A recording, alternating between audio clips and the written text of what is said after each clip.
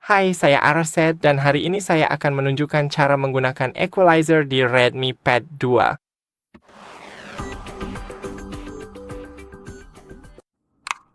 Pertama, masuk ke pengaturan, lalu navigasikan ke bagian suara,